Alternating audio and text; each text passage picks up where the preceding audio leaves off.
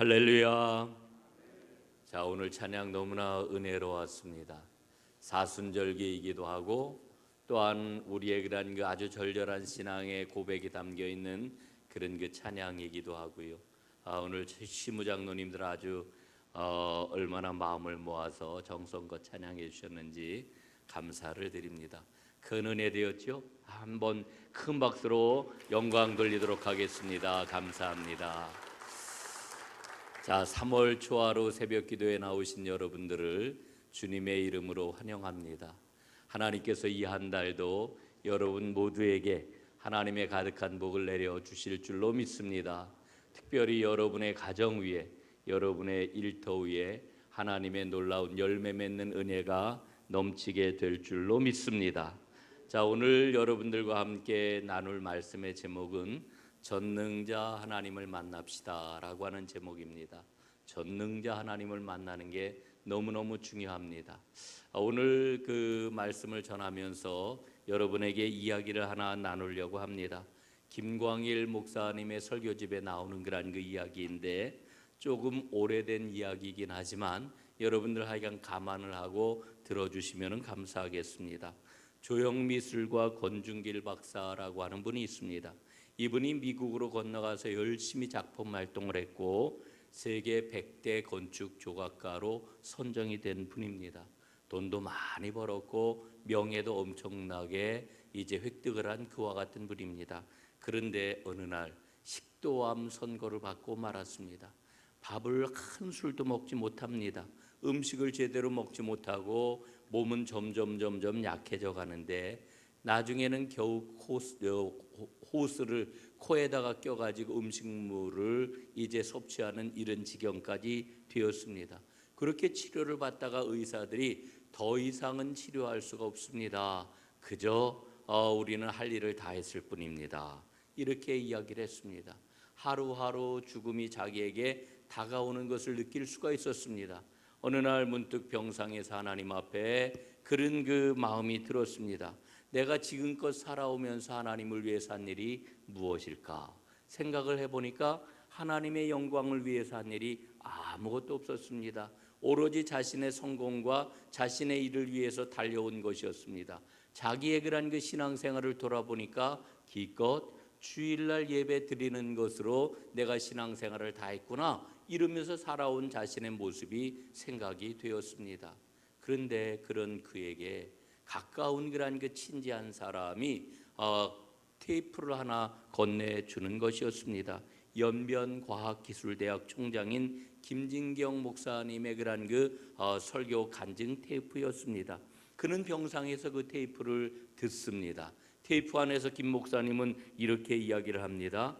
여러분, 하나님이 가장 기뻐하시는 삶이 무엇입니까?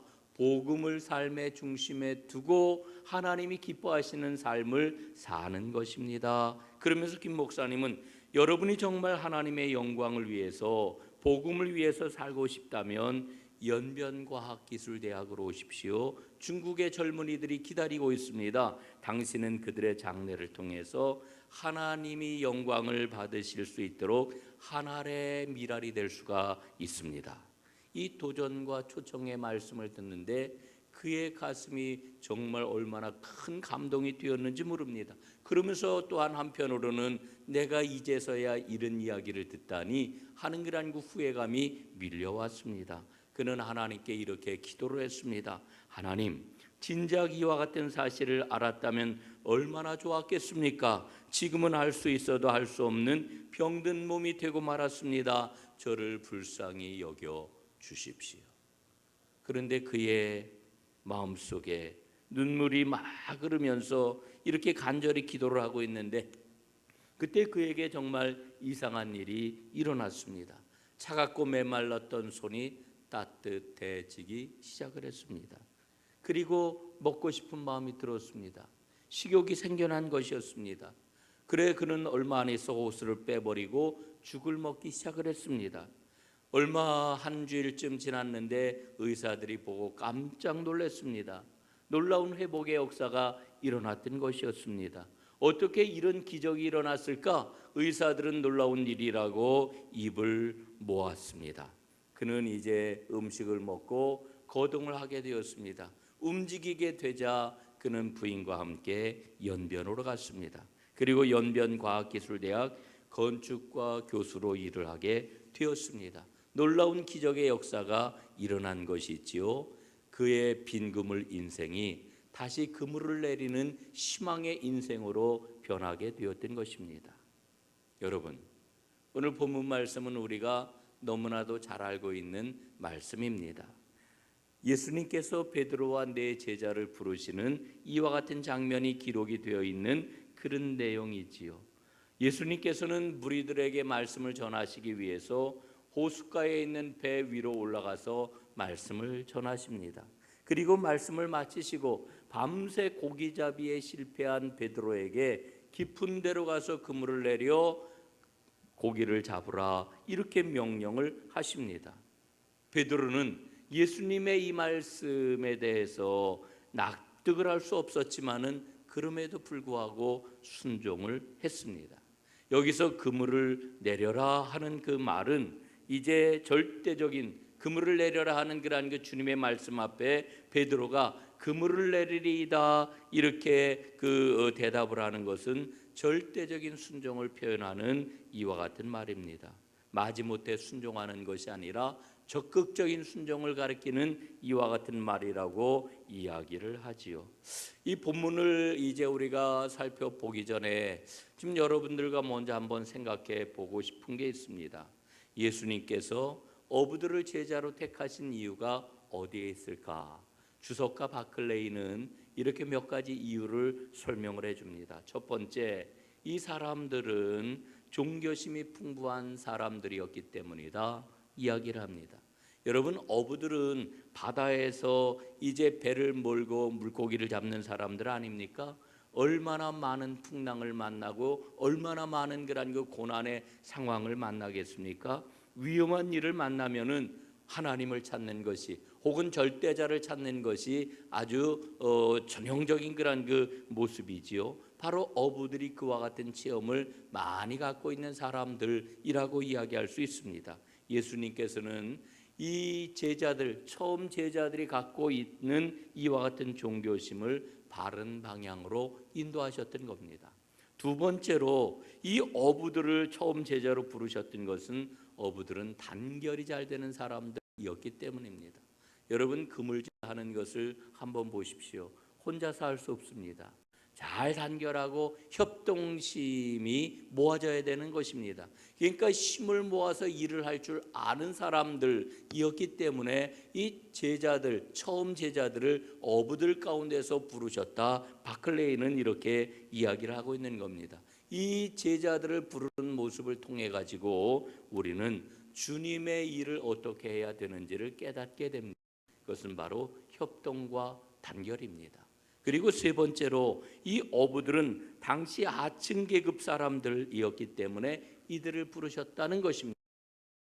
예수님께서는 이 땅에 낮고 천한 사람들을 위하여 오셨고, 그리고 그와 같은 모습을 제자들을 부르는 그러한 그 모습에서 분명하게 드러내주고 계십니다.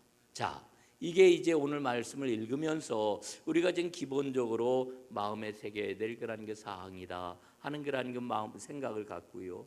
오늘 저는 여러분들과 함께 그 예수님께서 처음 제자들을 부르시는 이와 같은 모습이 여러분 제자들을 12명이나 세우시지 않았습니까? 그런데 12명의 제자들 가운데서도 복음서를 보게 될 것 같으면은 이 4명의 제자들을 부르시는 모습에 초점을 맞추고 있습니다. 그리고 4명의 제자들 가운데서도 이 시몬 베드로를 부르는데 가장 중요한 그러한 그 초점을 맞추고 말씀이 전개되고 있는 것을 우리는 발견을 하지요. 그래서 오늘 이 새벽 저는 이 시몬 베드로에게 조금 더 주목을 좀 해보려고 합니다. 우리 주님께서 이제 이 시몬 베드로를 이렇게 부르신 그런 그 까닭, 그리고 그의 그런 그 주님 앞에 부르시는 장면의 모든 과정들을 살펴보면서 우리는 주님 앞에 우리의 그런 그 모습을 좀 더 깊이 들여다볼 수가 있게 될 것입니다. 첫 번째로 생각을 하게 되는 것, 시몬은 매우 일찍이 예수님을 만났다라고 하는 것입니다. 여러분, 그 성서학자들은 이야기하기를 베드로는 세례 요한의 제자였다라고 이야기를 합니다. 원래 세례 요한의 제자였다가 그의 형제 안드레의 그 전도를 받고 제일 먼저 예수님을 만났습니다. 그는 예수님의 말씀을 많이 들었습니다. 예수님과 함께 다녔습니다. 그러나 안타깝게도 그는 예수님을 계속해서 쭉 따라다니면서 예수님의 그 사람, 예수님의 제자가 되었던 것이 아니라 갈릴리로 돌아와서 집에서 이제 고기를 잡는 업으로 자기의 생업에 종사했다라고 성서학자들은 이렇게 이야기를 합니다. 정말로 그런 눈으로 이제 복음서들을 보게 될 것 같으면 베드로가 그만 예수님을 만났다가 집으로 돌아온 사람이로구나 하는 것을 깨닫게 됩니다. 자, 오늘 본문 말씀에 보면은 베드로는 밤새도록 물고기를 잡는 일을 했지만은 허탕을 치고 말았습니다. 빈 그물로 돌아오고 말았습니다. 예수님께서 갈릴리 호숫가에서 지금 시몬을 만나셨을 때 시몬은 너무너무 피곤한 상태에 빠져 있었습니다. 물고기를 한 마리도 잡지를 못하고 지금 빈 그물을 씻고 있는 이와 같은 모습이 오늘 예수님을 만나는 베드로의 모습인 것입니다. 얼마나 그는 허탕을 치고 낙심해 있었을까? 얼마나 지쳐 있었을까? 충분히 우리는 생각할 수가 있습니다. 자, 그런데 오늘 시몬은 그런 상황에서 예수님의 말씀을 들었습니다. 예수님의 말씀을 들었습니다. 여러분, 저는 오늘 말씀을 보면서 예수님께서 깊은 데로 가서 그물을 내려라 이렇게 명령을 내리셨는데 사실은 그 이전의 말씀을 우리가 쭉 1절부터 보게 될 것 같으면은 이 무리들을 가르치실 때에 베드로도 함께 예수님의 말씀을 들었다라고 하는 사실을 우리는 발견을 하게 됩니다. 말씀을 들었어요. 여러분, 평소에 우리가 주님의 말씀을 듣는 게 참 중요합니다. 들을 때에 이 말씀은 은혜가 된다. 이 말씀은 참 아주 너무나 달고 아름다운 말씀이다. 이 말씀은 나에게 많은 것을 깨우쳐 주는구나. 여러분, 이렇게 이 주님의 말씀을 늘 가까이 하고 듣고 마음에 새기는 거 참 중요합니다. 저는 오늘 말씀을 보면서 그런 생각을 해보아요. 예수님이 깊은 데로 가서 그물을 내려라 하셨을 때에 베드로가 그물을 내리지요. 깊은 데로 가서 그물을 내립니다. 여러분, 베드로가 뱃사람으로서 물고기 잡는 데는 최고의 전문가 아닙니까? 그는 10년, 20년 이상을 이 갈릴리 바닷가에서 물고기를 잡는 데 이력이 이골이 난 그와 같은 사람입니다. 여러분, 그 일에 있어서는 어느 누구도 나에게 이래라 저래라 하는 거 받아들일 수 없는 이와 같은 사람이었습니다. 그런데도 불구하고 그는 이제 그물을 깊은 곳에 내렸습니다. 여러분, 이 일이 참 보통 일이 아니에요. 여러분, 우리 여성들 한번 생각해 보십시오. 내가 우리 집에 그 주방에 있어서는 내가 최고의 그러한 그 권위자 아닙니까? 그런데 누군가 와가지고 그 주방에서 이걸 이렇게 해라 저렇게 해라 하면 어때요, 여러분들? 기쁨으로 받아들이시겠습니까? 쉽지 않은 일이에요. 여러분, 그런데 베드로는 오늘 주님의 말씀을 듣고 깊은 곳에 가서 그물을 내렸습니다.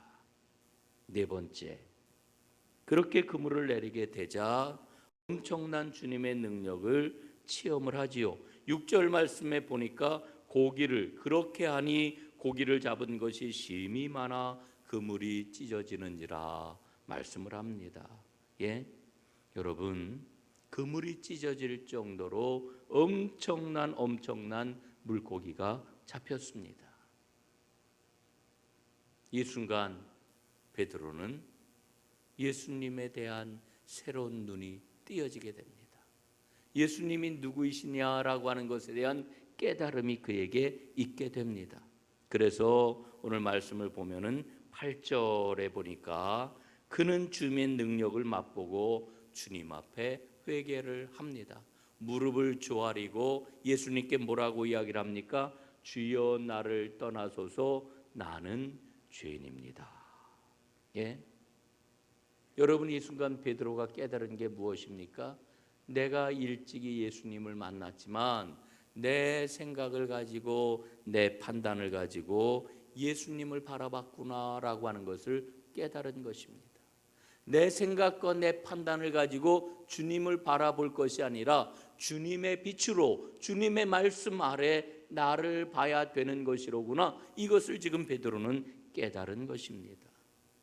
여러분, 그래서 오늘 이 단락의 마지막 구절인 11절 말씀을 보니까 이렇게 기록이 되어 있습니다. 그들이 베드로를 육지에 대고 모든 것을 버려두고 예수를 따르니라 그랬습니다. 이제 시몬은 예수님을 제대로 따르는 사람이 되었다 하는 것입니다. 여러분, 예수님께서는 베드로에게 뭐라고 그러셔요? 10절 말씀에 보니까 이제 내가 사람을 취하리라 이렇게 말씀을 하셔요. 지금까지 그는 물고기를 잡는 사람이었는데 이제 그는 물고기 잡는 어부로서의 삶을 버리고 사람을 낚는 어부가 되는 삶으로 새 출발을 하게 되는 것입니다. 여러분, 이 새 출발을 하는, 그리고 예수님을 온전히 따르는 이 과정 중에 베드로에게 일어난 일이 무엇입니까? 바로 예수님을 전능자로 만났다라고 하는 거지요. 여러분, 다시 한번 말씀을 드리지만은 베드로는 일찍이 예수님을 만났어요. 일찍이 예수님을 만났어요. 그러나 그는 여전히 자신의 생각을 내려놓지 않고 자신의 판단을 포기하지 않고 자기의 생각과 자기의 판단을 가지고 예수님을 판단했고, 그리고는 내가 먹고 살아야지, 자기의 가장 중요한 일은 여전히 지금까지 해오던 일이라고 하는 생각을 가지고 그는 갈릴리로 돌아갔던 거지요. 그러나 오늘 전능하신 주님을 만남으로 그는 그의 삶이 완전히 바뀌었고 주님을 따르는 진정한 주님의 제자로서의 삶을 출발했습니다. 사랑하는 여러분, 우리가 전능자 하나님을 만나는 모습은 사람마다 다 제각각 다를 수 있습니다. 그러나 분명한 것 한 가지, 진정으로 전능하신 주님을 만난다면, 전능자이신 하나님을 만난다라고 하면은 우리의 삶은 근본적으로 바뀌게 되어 있습니다. 오늘 이 새벽 우리 주님께서는 우리 삶의 가운데로 다가오십니다. 낙심한 베드로, 모든 것들 가운데서 너무너무 마음 아파하는, 침울하고 지쳐있는 베드로에게 찾아오셨던 주님이 오늘 온갖 가지 문제를 가지고 힘들어하고 아파하는 여러분들을 찾아오십니다. 여러분들을 만나 주십니다. 그리고 우리에게 그 전능하신 하나님의 능력을 보라고 말씀을 하십니다. 그 은총을 베풀기를 즐겨하시는 주님을 꼭 만나시고 그분을 만남으로 말미암아 여러분의 삶이 근원적으로 새로워지는 축복의 삶이 되어지기를 주님의 이름으로 축원합니다. 기도하겠습니다. 살아계신 하나님, 감사합니다. 오늘 물고기를 도무지 잡지 못하고 밤새도록 그물을 내렸지만 빈 그물 앞에서 지치고 침울해 있는 베드로에게 찾아오신 주님, 오늘 저희들을 찾아오셔서 저희들을 만나 주시는 줄로 믿고 감사를 드립니다. 전능하신 하나님을 만나기를 원합니다. 하나님을 만나기만 하면은 우리의 삶은 근본적으로 바뀌게 될 줄로 믿습니다. 그 주님 은총을 우리에게 베푸시고 하나님의 그 사랑과 능력으로 우리의 삶에 복을 부어주시는 줄로 믿습니다. 이제 3월 한 달을 시작하며 주님 앞에 모든 문제를 내어놓사오니 주님 또 하나 주옵시고 우리의 삶을 근원적으로 축복해 주시옵소서. 가정을 축복해 주시옵소서. 우리의 일터와 사업장을 축복해 주시옵소서. 만나는 사람마다 하나님의 복을 전하게 하옵시고 복을 나누게 하옵시고 복을 전하게 하신 하나님을 높이 찬양하는 축복의 주인공들이 다 되게 하여 주시옵소서. 이제는 우리 주 예수 그리스도의 크신 은혜와 하나님 아버지의 놀라우신 그 사랑하심과 성령님의 역사하심과 교통하시는 은혜가 오늘 이 새벽 하나님 앞에 나와 이제 3월 한 달 하나님께서 동행하시고 축복하시고 영광 받으실 줄로 믿고 감사하는 하나님의 모든 백성들 위에 영원히 함께 해 주옵시기를 축원하옵나이다. 아멘.